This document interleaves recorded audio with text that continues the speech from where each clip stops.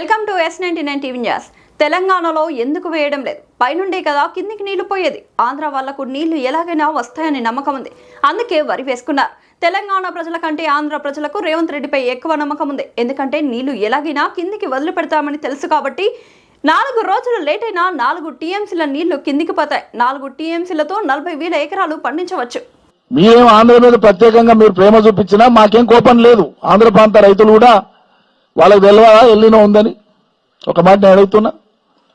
ఆంధ్ర ప్రభుత్వానికి ఆంధ్ర ప్రాంతంలో ఉండే రైతాంగానికి ఎల్లినో ప్రభావం ఉంది, వరి వేసుకోవద్దని తెలియదా?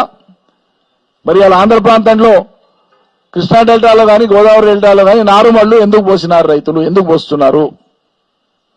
తెలంగాణ మంత్రులు జవాబు చెప్పండి. ఎల్లినో ప్రభావమే ఉంటే వరే వేసుకోవద్దు అనేది అయితే మరి నీ తర్వాత కిందికి పోవాలి కదా నీళ్లు. కింద ఉన్నోడేమో చాలా ఆరాంగా నమ్మకంగా నాకు ఎట్లా వస్తాయి నీళ్ళని వాడు నార్మల్ పోసుకొని తయారవుతున్నాడు. ఎందుకు? తెలివిలేకనా? అంటే వాళ్ళకి తెలుసు తుంగభద్రకి వెళ్ళి వస్తాయి, శ్రీశైలానికి వస్తాయి, నాగార్జున సాగర్కి వస్తాయి, మాకు నీళ్ళకి ఇబ్బంది లేదు, ఎటుకైనా వస్తాయని తెలుసు. ఏమైనా ఇబ్బంది అయినా మా రేవంత్ రెడ్డి ఉన్నాడా ఎట్లా ఇడుస్తాడని వాళ్ళకి నమ్మకం. ఆంధ్ర వాళ్ళకు తెలంగాణ కంటే ఆంధ్ర ప్రజలకు ఎక్కువ నమ్మకం కుదిరింది ఇవాళ రేవంత్ రెడ్డి మీద, ఈ సర్కారు మీద.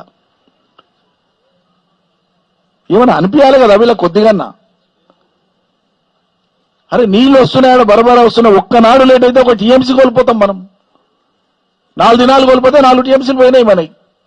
4 టీఎంసీలు అంటే 40,000 ఎకరాలకు నీళ్లు వస్తాయి. అవి నువ్వు ఇట్లా కళ్ళు మూసుకొని తెరిచే లోపల పోతాయి నీళ్లు. ఈ సోగి లేకపోతే ఎట్లా?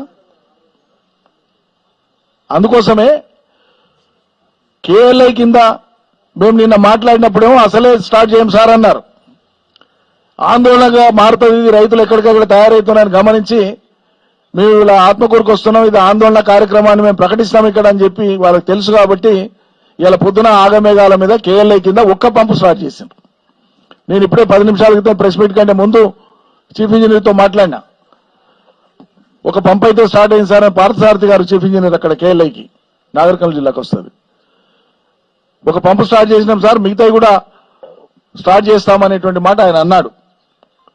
ఈ ఇంజనీర్లకు ఉండేటువంటి ఆ ప్రేమ, ఇంజనీర్లకు ఉండేటువంటి ఆ దయా రైతాంగం మీద మీకు మంత్రులకు ఎమ్మెల్యేలకు లేకపోతే ఎట్లా నాకు అర్థం కాదు.